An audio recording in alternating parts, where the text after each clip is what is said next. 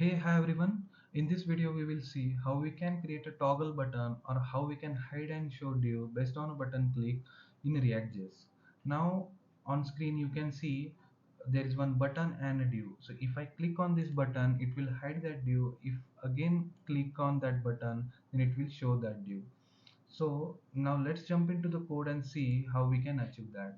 You can see there is one toggle button component and that is imported into the app.js.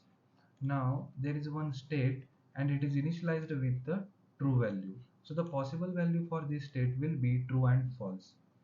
Then there is one handle click method. This will be called on a button click. If we go to the return part, there you can see we have created one button and there is on click event, and this handle click method is getting called when we click on the button. So inside this method we are updating the state with the negation value of the current state. So for example, if the current value is true, then the state will be updated to the false. Again, if we click on a button, then it will be updated to the true.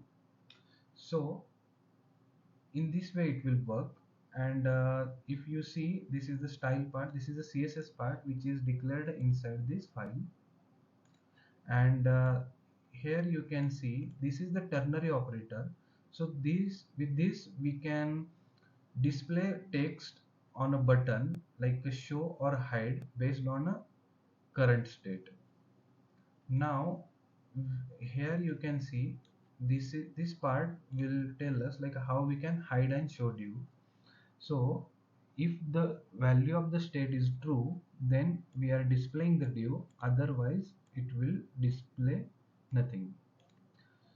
In this way, like we can create toggle button, or we can hide and show div on a button click in React.js. Thank you.